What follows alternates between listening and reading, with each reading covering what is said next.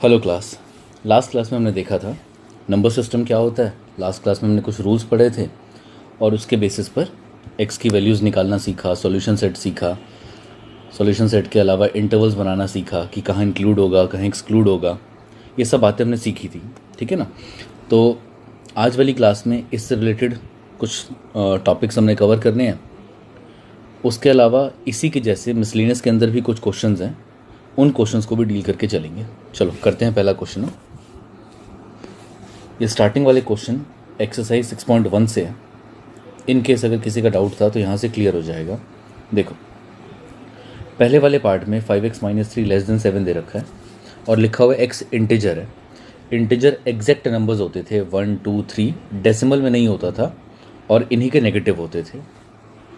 तो यहाँ लगाना पड़ेगा पहले रूल नंबर 1, और रूल नंबर 1 के हिसाब से दोनों तरफ ऐड कर देना, एडिंग 3 टू बोथ साइड्स।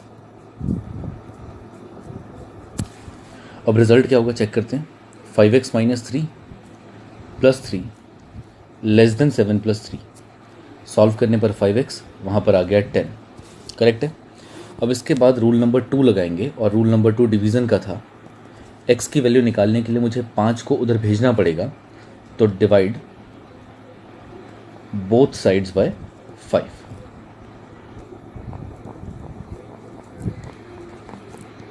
ऐसा करने पर ये आ गया 5x divided by 5, 10 divided by 5, यानी x की वैल्यू आ गई 2 से छोटी। और क्वेश्चन में कहा था इंटीजर है, तो आप इसे अगर सॉल्यूशन सेट में डालना चाहोगे तो देखो कैसे होगा।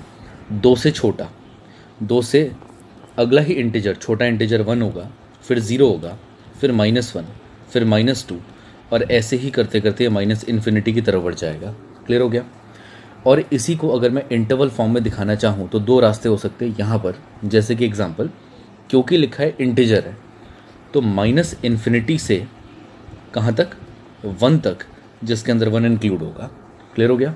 या फिर इसी को एक और तरीके से लिखा जा सकता है, x बिलोंग्स टू -इन्फिनिटी से लेकर के 2 तक, जिसके अंदर 2 एक्सक्लूडेड होगा। और जब 2 एक्सक्लूड कर दोगे तो 2 अगर नहीं आ रहा तो उससे पहले जो होगा 1 वो अपने आप आ जाएगा। डन। तो ये हो गया पहला पार्ट। अब आते x is a real number, तो सॉल्यूशन पूरा सेम है, करना हमने यहाँ पर भी सेम होगा। जब रिजल्ट आएगा x < 2 और हमें कहा होगा ये रियल नंबर है, तो रियल नंबर 1 0 -1 -2 करते करते इन्फिनिटी की तरफ बढ़ जाएगा। क्लियर यहाँ पर। बट यहाँ पर आपको स्टार्टिंग पॉइंट समझ ही नहीं आएगा कि 2 से कम कितना कम। 1.9 भी हो सकता है, 1.8 भी हो सकता है, 1.7 भी हो सकता है। तो सीधा शुरुआत 1 से नहीं की जा सकती। 1 के अलावा भी बहुत सारी वैल्यूज़ हैं जो 2 से छोटी हैं और रियल नंबर्स में कवर्ड है। रियल नंबर में डेसिमल वैल्यूज़ भी आती हैं। तो 1.6 भी 2 से छोटा है, 1.9 भी 2 से छोटा है, और रियल नंबर में सारे एक्सेप्टेबल है। बट शुरुआत कहाँ से करें हमें नहीं पता। अगर आप कहोगे 1.9 तो मैं कह दूंगा 1.99। अगर आप बोलोगे 1.99 तो मैं 1.999 कह सकता हूँ। यानी बहुत सारी पॉसिबिलिटीज़ बन सकती है। यानी ऐसे सभी केसेस में सॉल्यूशन सेट बेकार है। इन सभी केसेस में आपको एक ही तरीका मिलेगा, इंटरवल वाला, वो भी सिर्फ एक, जहाँ पर आप 2 को एक्सक्लूड करोगे, जिसका मतलब होगा कि 2 नहीं बट 2 से पहले वाले सारे रियल नंबर, यानी 1.99, 1.9, जितने भी रियल नंबर्स हैं सबके सब आ जाएंगे। यानी यहाँ पर मेरे पास कोई चॉइस नहीं है इस वाले पार्ट में, सिर्फ एक ही ऑप्शन है। डन। तो कॉन्सेप्ट हमारे सारे हो चुके थे। अब उसी के बेसिस पर हम ये क्वेश्चन सॉल्व करें, बिल्कुल सेम उसी तरीके से हम सॉल्व करेंगे। देखते हैं क्या होगा। 3x + 8 > 2 है। x की वैल्यू निकालने के लिए रूल नंबर 1 कहेगा कि 8 यहाँ से हटाना है, तो हटाने के लिए सब्ट्रैक्टिंग 8 फ्रॉम बोथ साइड्स। ठीक है ना। तो सॉल्व आप फर्स्ट पार्ट में करो या दोनों सेकंड पार्ट में, दोनों में सॉल्व करने का तरीका सेम होगा। ये लिखा मैंने, 8 सब्ट्रैक्ट हो रहा है दोनों साइड से। सॉल्व करने पर यहाँ 3x बचा, <-6। रूल नंबर 2 लगेगा, और रूल नंबर 2 था डिवीज़न का, डिवाइड, x की वैल्यू निकालनी है तो डिवाइड करना पड़ेगा by 3, divide both sides by 3। Done. तो इसका मतलब हो गया 3x divided by 3 greater than -6 divided by 3। Solve करने पर वैल्यू आ गई x greater than -2। I hope ये क्लियर हो गया। क्योंकि क्वेश्चन में कहा था रियल नंबर है, नहीं सॉरी, इस क्वेश्चन में कहा था इंटीजर है, तो इंटीजर शुरू होते हैं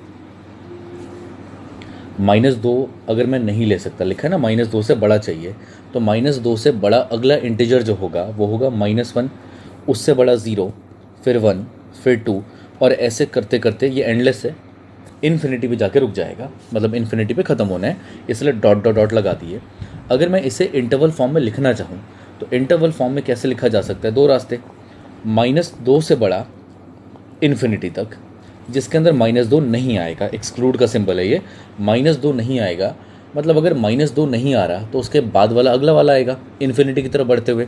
तो आप देख सकते हो, अगर ये नंबर लाइन है -3, -2, -1, 0, 1, तो अगर -2 नहीं आ रहा तो अगला इंटीजर अगर देखा जाए तो अगला इंटीजर -1 होगा, यहाँ से लेकर के आप बढ़ जाओगे इन्फिनिटी की तरफ। डन।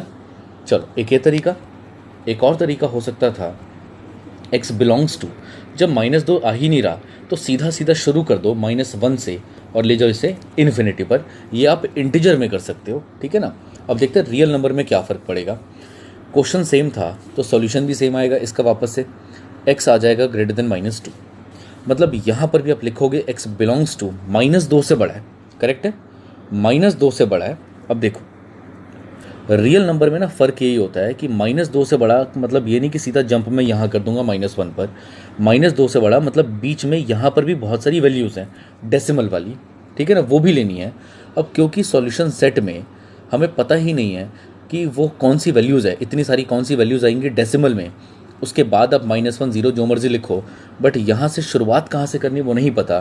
तो आप इन सभी केसेस में सॉल्यूशन सेट को इग्नोर करके इंटरवल वाली फॉर्म पर आते हो, और इसमें दो चॉइसेस नहीं, एक ही रिजल्ट होगा, -2 एक्सक्लूड करके इन्फिनिटी की तरफ बढ़ जाओ, जिसका मतलब है -2 नहीं होगा बट उसके बाद वाले सारे के सारे रियल नंबर्स आ रहे होंगे, करेक्ट। चलो अब आते हैं 6.1 के ही क्वेश्चन नंबर 5 पर। यहाँ पर क्वेश्चन में कुछ कहा नहीं होता, तो जब भी क्वेश्चन में कुछ कहा ना हो ना तो आप अपनी तरफ से मान के चलोगे कि रियल नंबर होगा, ये इंपॉर्टेंट है। जब भी क्वेश्चन में कुछ ना कहा हो तो अपनी तरफ से मान लेना कि रियल नंबर है। अब मैं ये क्वेश्चन कैसे सॉल्व करूँगा, मैं लगाने जा रहा हूँ पहले रूल नंबर 1। रूल नंबर 1 के लिए हमें x वाली वैल्यूज़ इकट्ठा करनी है, मतलब ये यहाँ पर आएगा।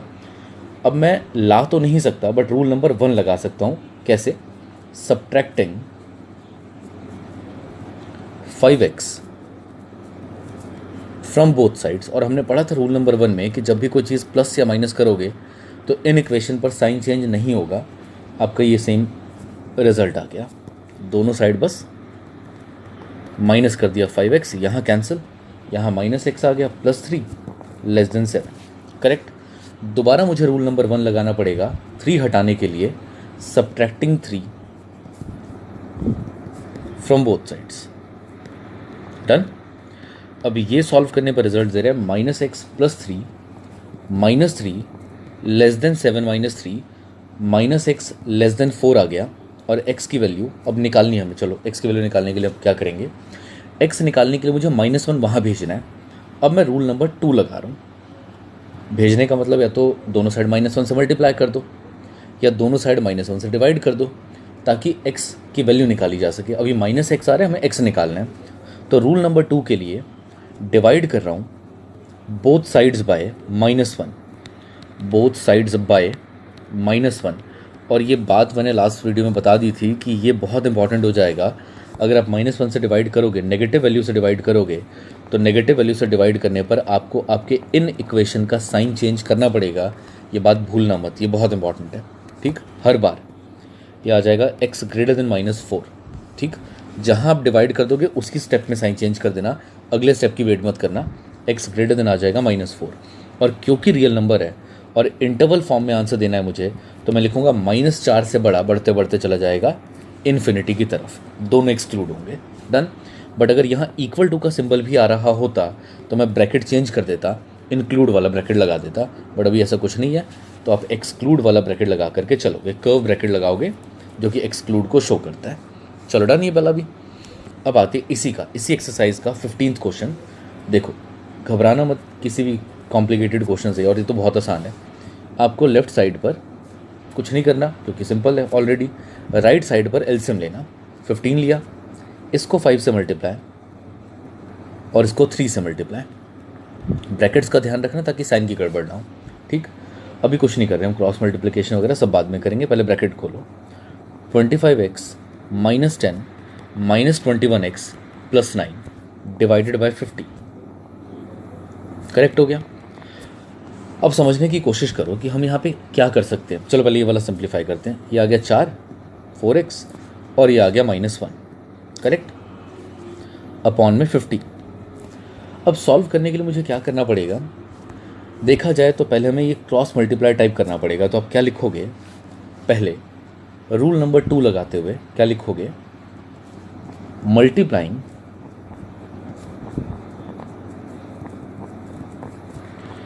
पहले तो बोथ साइड्स बाय 4, 4 से मल्टीप्लाई करवा लिया तो ये आ गया 4x बाय 4, ये आ गया 4x minus 1 into 4 divided by 50।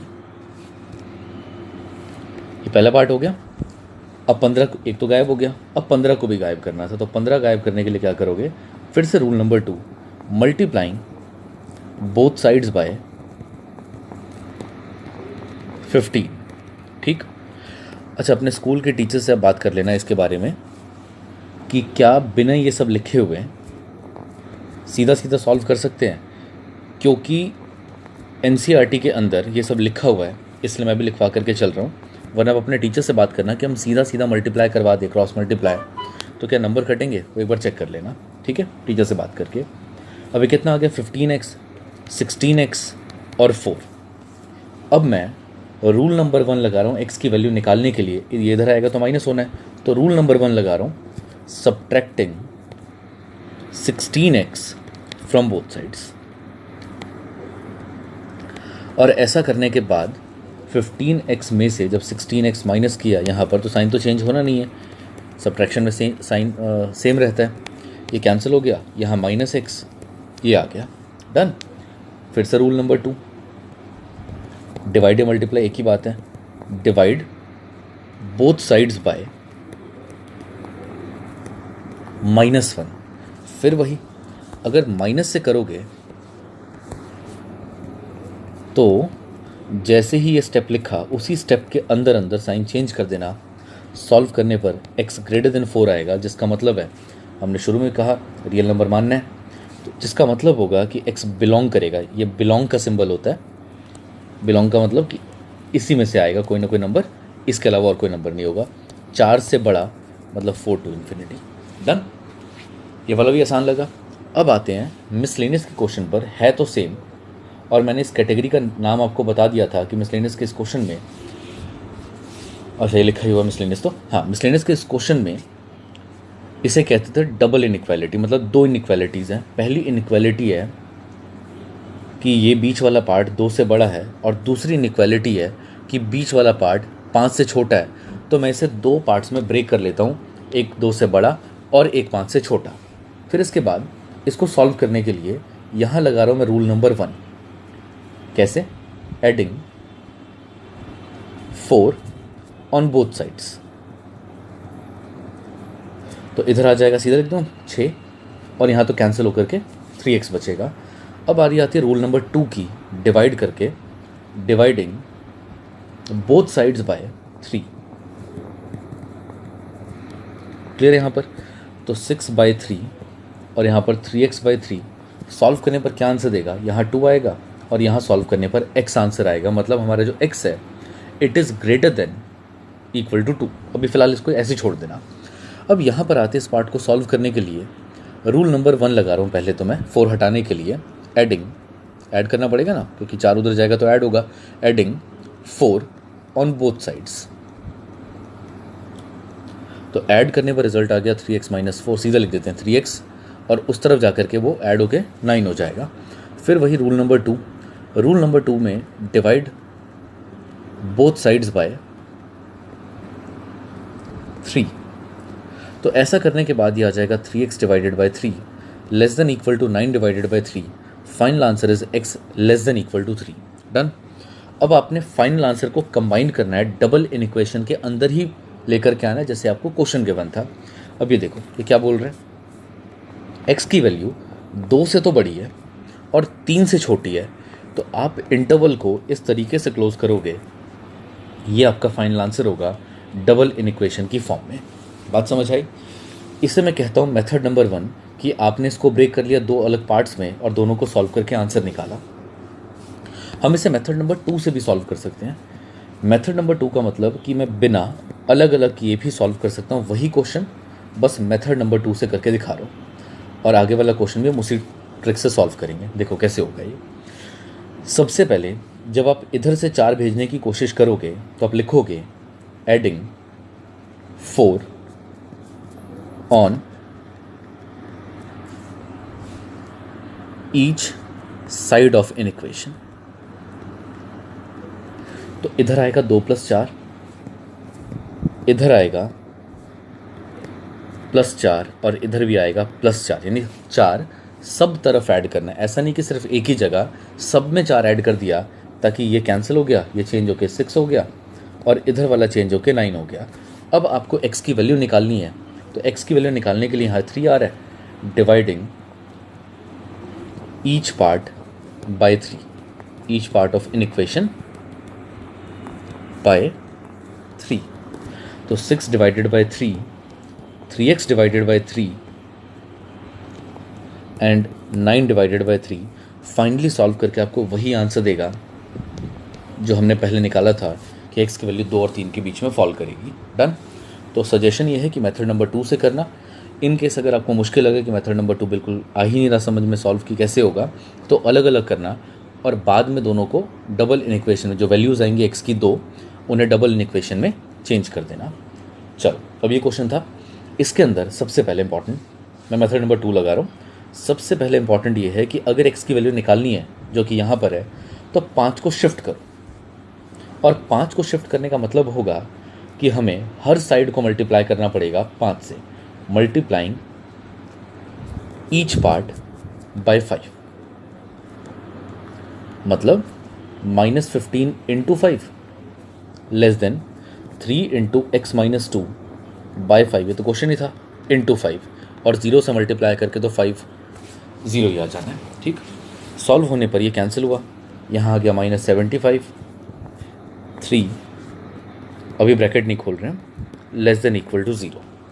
अब डिवाइड कर रहा हूँ क्योंकि x की वैल्यू निकालनी है, तो उसके साथ एक टर्म आ रही है 3, डिवाइडिंग ईच पार्ट बाय 3।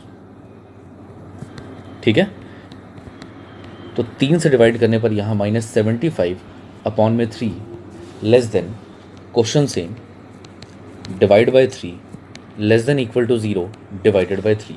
अब ये कितना आ जाएगा, तो ये आ गया -25। ठीक है, अब यहाँ पर 3 कैंसिल हो जाएगा, बचेगा x माइनस 2 और यहाँ आ जाएगा 0। करेक्ट। अब बताओ x की वैल्यू निकालने के लिए क्या ऐड करना चाहिए, तो वो रिजल्ट होगा 2, adding 2 on both sides, sorry both क्यों, ऑन ईच साइड या ईच पार्ट, -25 + 2, -2 + 2, 0 + 2, ये आ गया -23, यहाँ से x और ये आ गया इक्वल टू 2, मतलब x की वैल्यू -23 से लेके 2 के बराबर होगी, -23 नहीं होगा, उसके आगे वाली वैल्यूज़ हो सकती हैं, बट एंड आप 2 पर कर सकते हो क्योंकि 2 इंक्लूड करने के लिए कहा हुआ है। ठीक है, चलो ये भी डन। अब इसी में क्वेश्चन था, मिसलेनियस के अंदर ही एक क्वेश्चन था कि सॉल्व करो inequalities and represent the solution graphically on number line. ठीक है, तो हमें 2 इनइक्वेशन को सॉल्व करना है और दोनों का एक कॉमन आंसर नंबर लाइन पर रिप्रेजेंट करना है। मैं दिखा देता हूँ करना कैसे है। अब रूल नंबर 1 अगर लगाया जाए तो आपको पता है कि 1 सब्ट्रैक्ट होगा दोनों साइड से, मैं सीधा कर रहा हूँ। सब्ट्रैक्ट करने के बाद ये -24 बन जाएगा -25। फिर हमें ये भी पता है रूल नंबर 2 लगा के डिवाइड करेंगे 5 से, साइन चेंज नहीं होगा इन इक्वेशन का, रिजल्ट आएगा -5 से बड़ा। इधर भी कुछ ऐसा ही करोगे, 1 शिफ्ट करोगे, मतलब वैसे तो शिफ्ट ही करेंगे बट हम लिखते हैं रूल नंबर 1 से, तो आंसर आ जाएगा 25 और रूल नंबर 2 से आंसर आएगा 5। अब मैं आपको नंबर लाइन पे कैसे प्रेजेंट करना है ये दोनों को वो बता रहा हूँ। आप एक नंबर लाइन ड्रॉ करना, ड्रॉ करने के बाद यहाँ पे एंड 6 से कर देना और यहाँ लिख देना इन्फिनिटी। यहाँ पे एंड कोशिश करना -6 से लेफ्ट साइड पर हो। चलो मैं इधर 0 ले लेते हैं। 1 2 3 4 और ये 5, -1 -2 -3 -4 और -5। चलो -6 भी ले लेता हूँ, मर्जी आपकी, बस -5 और 5 आने चाहिए थे। अब मैं लिखता हूँ रिजल्ट हमें दे रखा है -5 से ग्रेटर, तो -5 से ग्रेटर मतलब -5 तो नहीं लेना ना। लास्ट वीडियो में समझाया था कि अगर लेना होता तो मैं इसको शेड करता, बट अभी शेड नहीं कर रहा क्योंकि -5 के बराबर नहीं है, -5 से बड़ा लिखा हुआ है, तो -5 लिया और उससे बड़ा सारा रिजल्ट इस तरफ जाएगा। ये बात मैंने इस लाइन से बता दी कि -5 से लेकर के सारा रिजल्ट इस तरफ आएगा। ठीक, अब दूसरे पर आते हैं। वो कह रहे 5 से छोटा चाहिए, तो 5 से छोटा रिजल्ट किस तरफ होगा? ऑब्वियसली 5 के लेफ्ट में होगा। तो हमने 5 के लेफ्ट में एक लाइन ड्रॉ कर दी जो कि बता रहा है 5 से छोटा रिजल्ट। डन हो गया। अब देखो दोनों में कॉमन पार्ट कितना आ रहा है, जितना पार्ट दोनों में कॉमन आता होगा बस ये मेरे फाइनल ग्राफ का मतलब ये इन नंबर लाइन पे जो भी रिप्रेजेंट करना है इसका फाइनल सॉल्यूशन उससे बन जाएगा। तो मैं -5 लेता हूँ और 5 लेता हूँ, इसके बीच का पार्ट ही कॉमन है, तो आप बस फाइनल आंसर हमेशा नंबर लाइन पे बताना है। तो ये जो फाइनल आंसर है आप इस फाइनल आंसर को नंबर लाइन पे शेड करके आओगे कि x की वैल्यू -5 से लेकर के 5 के बीच में है, जिसे मैं इस तरीके से भी लिख सकता था। ये हमें बस नंबर लाइन पे रिप्रेजेंट करना था। डन। ये आप नहीं भी लिखोगे पेपर में तब भी चल जाएगा क्योंकि क्वेश्चन की रिक्वायरमेंट क्या है कि नंबर लाइन पे रिप्रेजेंट कर दो। तो फाइनल आंसर यहाँ तक ही बस कंप्लीट हो गया। डन। अगले वाले पर आते हैं। बस दिखने में कॉम्प्लिकेटेड है, करने का तरीका आसान है। 10 35 6 9 < 0, ये 4x हो गया और ये सॉल्व होने पर 44 हो गया। ठीक, अब इसके बाद क्वेश्चन कहेगा कि भाई 40 मतलब x की वैल्यू निकालने के लिए 44 को उधर शिफ्ट करो, जिसके लिए मैं रूल नंबर 1 लगाना पड़ेगा। मैं अभी फ़िलहाल सीधा सीधा सॉल्व कर रहा हूँ, आप रूल नंबर 1 लगा करके दिखा देना, नहीं तो टीचर से बात कर लेना। और यहाँ पर 11 आ गया, पहला पार्ट सॉल्व। दूसरे पर आते हैं। यहाँ पर रूल नंबर 1 से पहले 6x यहाँ पर शिफ्ट होके ऐसा रिजल्ट देगा। 6x से सब्ट्रैक्ट कर देना तो ये रिजल्ट आ जाएगा। यहाँ आ गया -4x। उसके बाद 19 शिफ्ट करने के लिए अब दोनों साइड में दोबारा रूल नंबर 1 लगाओगे और 19 माइनस करोगे। करेक्ट है। -4x और ये कितना आ गया सॉल्व होने पर 9 8 17 और ये आ जाएगा कितना, सॉरी ध्यान नहीं दिया मैंने, 9 17 28 आ गया। ठीक, अब x की वैल्यू आ गई < -7। बिल्कुल ही गलत। अगर मुझे सॉल्व करना होगा तो रूल नंबर 2 के हिसाब से ये करना पड़ेगा। और जैसे ही मैंने ये किया साइन ये थोड़ी रहेगा < का, साइन बदल के हो जाएगा < का। तो ध्यान रखना, जिन लोगों ने पहले हाँ कर दिया था वो ध्यान रखे कि ये सही आंसर होगा -7 से बड़ा। डन। चल, अगर कैलकुलेशंस ठीक है तो यही रिजल्ट को हमें यहाँ नंबर लाइन पे दिखाना होगा। बड़ी सी नंबर लाइन इसलिए क्योंकि 11 तक जाना है। 0 1 2 3 4 5 6 7 8 9 10 11 और एक 12 और ले लेता हूँ। इन्फिनिटी -1, यहाँ -7 तक जाना है। -3 -4 5 6 7 8, बस बहुत हो गया। चल, अब करना क्या था, < 11। अब देखना ज़रा < 11 क्या होगा। 11 इंक्लूड करना है क्योंकि क्वेश्चन ने कहा है इक्वल टू होगा। इंक्लूड किया और वो कह रहा है छोटा होना चाहिए 11 से, तो 11 से छोटा वाला पार्ट सारा का सारा इस तरफ फॉल करेगा, इस तरफ। ठीक है, ये हो गया 11 या 11 से छोटा पार्ट, सारा पार्ट लेफ्ट की तरफ। और अगला कहता है कि -7 के बराबर या उससे बड़ा होना चाहिए। तो बड़ा पार्ट मतलब राइट साइड, क्योंकि -7 से सारे बड़े नंबर इस तरफ हैं, इसके इस तरफ ले गया मैं। ठीक है, अब दोनों में कॉमन देखा जाए तो आपको समझ आ ही रहा होगा कि दोनों में कॉमन क्या हो गया। माइनस, ये देखो ना, ये एरिया कॉमन हो गया, और इस एरिया के कॉमन होने पर -7 को भी शेड करना, 11 को भी शेड करना, और बीच का ये जितना पार्ट है इसको भी शेड कर देना। ये आपके नंबर लाइन का रिप्रेजेंटेशन हो गया। डन। चलो, तो ये सारे के सारे क्वेश्चंस जहाँ पे हमने देखा मिसलेनियस में सॉल्व करना, ग्राफिकल रिप्रेजेंटेशन, ये सारी बातें यहाँ पर कवर हो गई हैं। अब सिर्फ एक ही पार्ट हमारा बच गया है, और वो है वर्ड प्रॉब्लम वाला। अब जल्दी से वर्ड प्रॉब्लम भी आपको समझा रहा हूँ इसी क्लास के अंदर। कुछ नहीं, वर्ड प्रॉब्लम में जो काम हमने इक्वेशन से पहले सॉल्व किए हैं वही सारे काम हमें इन इक्वेशन में सॉल्व करने हैं। आसान से ही काम है। देखो क्या है, कहते हैं Ravi obtained 70 marks and 75 marks in first 2 unit test. 2 unit test हो चुके हैं, 70-75 नंबर आ चुके हैं। वो कह रहा है बता दो मिनिमम नंबर कितना स्कोर करे थर्ड टेस्ट में to have an average of at least, कम से कम 60 नंबर तो आने चाहिए। जब मैं आपसे कहता हूँ कम से कम 60 नंबर, तो इसका मतलब है कि आपका ऑब्जेक्टिव 60 नंबर या 60 से ज़्यादा नंबर लाने का होगा। आप 60 से कम की बात नहीं करोगे। जैसे मैं कहता हूँ पास होने के लिए कम से कम 33 नंबर चाहिए, तो ऑब्जेक्टिव होता है 33 या 33 से ज़्यादा लाना। ठीक है ना। ऐसे यहाँ पर कम से कम 60 चाहिए, मतलब 60 या 60 से ज़्यादा। तो शुरुआत कैसे करोगे, let the marks obtained in third unit test be x. Clear हो गया। अब क्योंकि बात क्वेश्चन में एवरेज की है, और एवरेज तो सिंपल होता है कि सारे के सारे मार्क्स जो 3 यूनिट के मार्क्स हैं उनको प्लस कर दो, और प्लस करने के बाद एवरेज करने के लिए डिवाइड बाय 3 कर दो, और ऐसा करके ये टोटल मार्क्स, मतलब ये एक्स वाला जो पार्ट है, थर्ड यूनिट वाला जो पार्ट है, ये एवरेज जो है 60 या 60 से ज़्यादा, मतलब आपका एक्स जो है थर्ड यूनिट के जो मार्क्स है वो इतने होने चाहिए कि एवरेज करने के बाद जो रिजल्ट है वो या तो 60 आए या 60 से ज़्यादा आए। बात समझ आ गई। तो ये क्वेश्चन हमें बस इस तरीके से सॉल्व करने होंगे। अब आगे वाला काम तो आपको पता है कि 3 से मल्टीप्लाई कराओ, फिर ऐड करके उधर भेज दो, एक्स निकल जाएगा। डन। अब आते हैं अगले क्वेश्चन पर, 23rd पर।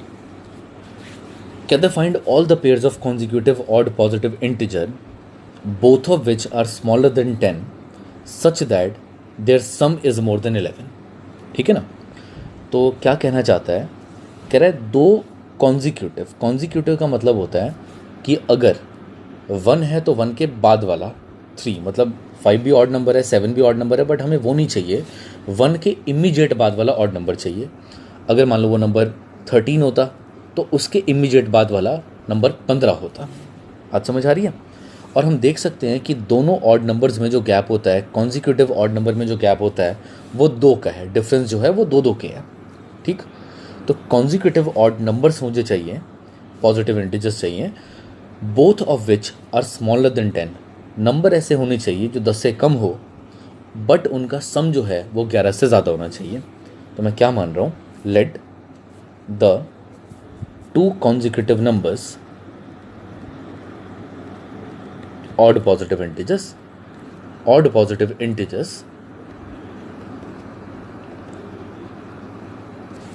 be x and y respectively। Done. ये 2 नंबर मान लिए। अब एक इक्वेशन में भी काम कर सकते हो, क्योंकि y उससे 2 ज़्यादा होगा। यहाँ पे ना मैं 2 वेरिएबल इसलिए ले रहा हूँ क्योंकि समझाने में एक बात बहुत आसान हो जाएगी। देखो क्वेश्चन में क्या कहा हुआ है, कहते हैं दोनों नंबर 10 से छोटे होने चाहिए, x वाला पार्ट भी और उसके बाद वाला पार्ट भी। अब y की जगह पर चलो भी y रहने दो। ठीक, ये पहली कंडीशन है। और दूसरी कंडीशन ये है कि अगर आप दोनों को प्लस कर दोगे तो रिजल्ट 11 से बड़ा होना चाहिए। ये हमें क्वेश्चन में गिवन है, ये दूसरी कंडीशन है। सॉल्व करने के लिए, सेकेंड पार्ट से सॉल्व करने के लिए मैं y की वैल्यू प्लेस कर देता हूँ x+2 और इसे सॉल्व करता हूँ, तो रिजल्ट आएगा 2x > 9 और x > 4.5। बात समझ आ गई। इतना ही आसान है। मैंने एक्स और वाई क्यों लिया, उसका एक पर्पज़ था, वो समझा देता हूँ। देखो, क्वेश्चन में कहा था पॉजिटिव इंटीजर्स चाहिए, तो पॉजिटिव इंटीजर शुरू होता है 1 से। 0 तो न्यूट्रल है, तो पॉजिटिव जब बात करेंगे तो पॉजिटिव कहाँ से शुरू होगा, 1 से। लिख देता हूँ बस यहाँ पे कुछ नंबर्स, बट हमें काम किस चीज़ का है, पॉजिटिव का। यहाँ से काम का रेलिवेंट है हमारे लिए। 1, फिर 2, फिर 3, फिर 4, 5, 6, 7, 8, 9, 10, 11। डन। अब क्वेश्चन में कहा था नंबर 10 से छोटे होने चाहिए दोनों, यानी x वाला पार्ट भी और उसके बाद वाला पार्ट भी, y वाला पार्ट भी, दोनों के दोनों 10 से छोटे होने चाहिए। बट सम जो है वो 11 से बड़ा होना चाहिए। चलो देखते हैं ज़रा क्या क्या हो सकता है, पॉसिबिलिटीज़ क्या क्या बन रही है। 10 से छोटे पॉजिटिव नंबर्स की बात करें तो 1 हो सकता है, 3 हो सकता है, तो इतना दिमाग लगाने की ज़रूरत ही नहीं पड़ेगी। x के बारे में 2 बातें पता है, 10 से छोटा, 4.5 से बड़ा, ठीक है ना। अब ज़रा इन दोनों बातों को यहाँ पे नंबर लाइन पर प्लेस करें। अगर मैं कहता हूँ 10 से छोटा, तो ये हो गया 10 से छोटा, और कहता है 4.5 से बड़ा, तो 4.5 से बड़ा मैं इस तरफ ले लेता हूँ, ठीक। अब देखो,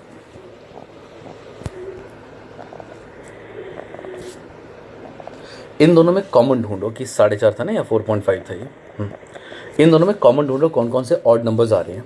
तो x 5 हो सकता है, ऑड नंबर्स 7 हो सकता है, और 9 हो सकता है।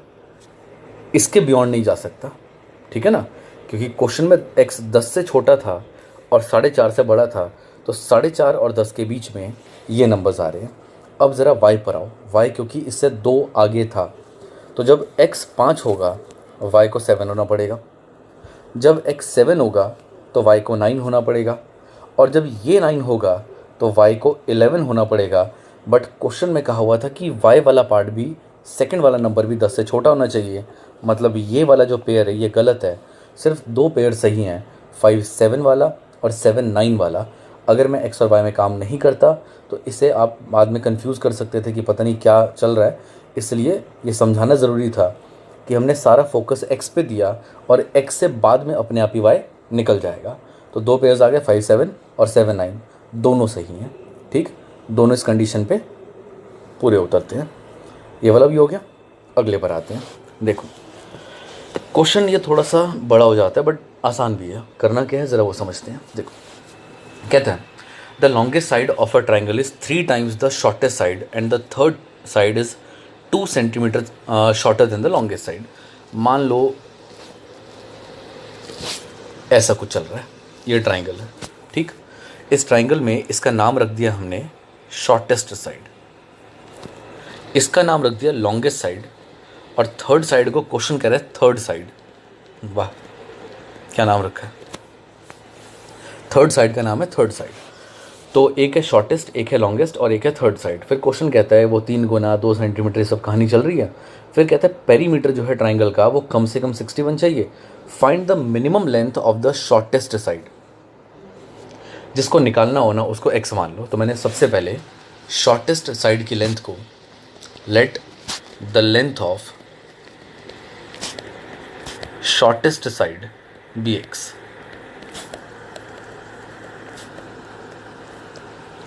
बात समझ आई? तो ये x हो गया। अब क्वेश्चन के हिसाब से लॉन्गेस्ट साइड क्या थी, जरा वो पढ़ो। Longest side of the triangle is 3 times the shortest side, 3 गुना है। देयरफॉर लॉन्गेस्ट साइड या length of longest side equal to 3x centimetre. इसको x सेंटीमीटर कर देते हैं, तो लॉन्गेस्ट उसके 3 गुना है, 3x सेंटीमीटर। और थर्ड साइड की बात करें तो उसकी लेंथ किसके बराबर है, क्वेश्चन में क्या कहा हुआ था, and the third side is 2 centimetre shorter than the longest side. यानी अगर लॉन्गेस्ट वाली 3x है तो इससे बस 2 सेंटीमीटर छोटी थर्ड साइड है, इसलिए -2 सेंटीमीटर 3x में से कर दिया हमने। डन। ये 3 साइड निकालने के बाद अब वो कह रहे हैं पेरीमीटर की बात। इफ़ द पेरीमीटर, पेरीमीटर का मतलब सिंपल होता है बाउंड्रीज़ का टोटल। ये सारी बाउंड्रीज़ हैं एक ट्राइंगल की, इसका टोटल मतलब शॉर्टेस्ट वाला, लॉन्गेस्ट वाला और थर्ड साइड, जब इनका टोटल किया जाएगा तो result will be greater than equal to 61, ठीक, क्योंकि लिखा था कम से कम 61 होना चाहिए, तो कम से कम का मतलब होता है 61 तो चाहिए या उससे ज़्यादा चाहिए, 61 से कम नहीं चलेगा। सेम वही एग्जांपल, पास होने के लिए कम से कम 33 नंबर चाहिए, तो 33 चाहिए या 34 चाहिए, उससे कम में फेल हो जाओगे, ठीक। तो ये कितना हो गया, 7x greater than equal to 61, solve करके यहाँ से आ गया 63 और x की वैल्यू आ गई 9। इसका मतलब शॉर्टेस्ट साइड की लेंथ कम से कम 9 सेंटीमीटर होगी, कम से कम, ठीक है ना। शॉर्टेस्ट साइड जो है वो जो है 9 या 9 से ज़्यादा होगा, उससे कम नहीं हो सकता। और हमें क्वेश्चन में शॉर्टेस्ट साइड की लेंथ निकालनी थी मिनिमम, तो मिनिमम लेंथ जो होगी, minimum length is of shortest side equal to 9 centimetre, क्योंकि उससे ज़्यादा हो सकती है, तो सबसे छोटी लेंथ 9 है, ये लिख दिया हमने, डन। अब इस क्वेश्चन पर आते हैं। कहता है a man wants to cut 3 length from a single piece of board of length 91 centimetre, the second length is to be 3 centimetre longer than the shortest and the third length is to be twice as long as the shortest. फिर से वही कहानी चल रही है कि 3 piece है आपके पास, ठीक है ना, मतलब एक बोर्ड हमें गिवन था, उस बोर्ड से हमने 3 पीसेस कट किए हैं, टोटल बोर्ड की लेंथ है 91 सेंटीमीटर। फिर वो बता रहा है कि सेकंड लेंथ जो होगी वो शॉर्टेस्ट वाले से 3 सेंटीमीटर बड़ी है, थर्ड वाली जो है उसके ट्वाइस है। What is the possible length of the shortest board, जो निकालना होता है उसको एक्स मान लिया करो। तो शॉर्टेस्ट बोर्ड की लेंथ कितनी होगी हमसे पूछ रहा है, if the third piece is to be at least 5 centimetre longer than the second. देखो क्वेश्चन इंपॉर्टेंट तो है काफ़ी। लेट द लेंथ ऑफ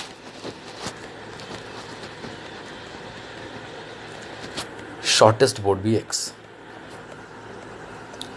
अब घबराना मत, ज़रा बात समझो, इसमें बहुत सारी चीज़ें हैं, तो ज़रा आराम से करते। पहले शॉर्टेस्ट वाले को मान लिया, अब सेकंड लेंथ पे आते हैं, क्योंकि 3 लेंथ कटी थी, एक को नाम दिया था शॉर्टेस्ट, एक को नाम दिया था सेकंड लेंथ, और एक को नाम दिया था थर्ड लेंथ।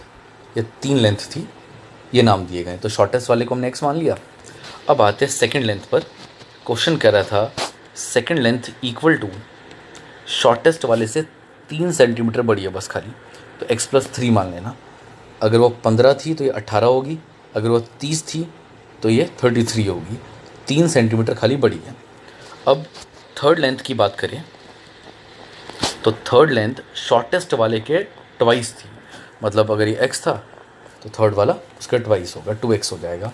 अब इसको इग्नोर मत करना, ये सुपर 26 नहीं, ये 91 सेंटीमीटर सुपर इम्पॉर्टेंट है, बहुत इंपॉर्टेंट है, इसको इग्नोर मत करना। अब देखो ये वाला शॉर्टेस्ट वाला, सेकंड लेंथ और थर्ड लेंथ, ये सारे के सारे उसी बोर्ड से बने हैं ना, तो अगर ये सारे जो कटिंग्स आपने निकाली है अगर इसको वापस जोड़ दिया जाए और कोई वेस्टेज नहीं है तो 91 के बराबर होंगी। बट अगर कुछ पार्ट वेस्ट हो गया होगा तो 91 से थोड़ा छोटा आ रहा होगा ऐड करके। बात समझ आई?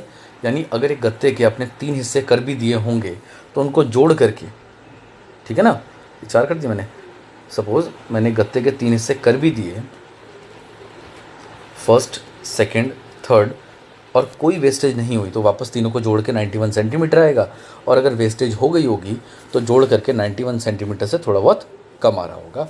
पहली इन इक्वेशन आपके पास ये आ गई, तो पहले एक बार देखते ज़रा सॉल्व करके कितना आंसर देगा। 2 3 4 वहाँ जाएगा तो ये माइनस हो जाएगा, और माइनस होने पर आ जाएगा 88, यानी ये सॉल्व करने पर लेस देन इक्वल टू 22 आ गया। डन। अब आगे आते हैं, अभी काम ख़त्म नहीं हुआ, अभी और भी है।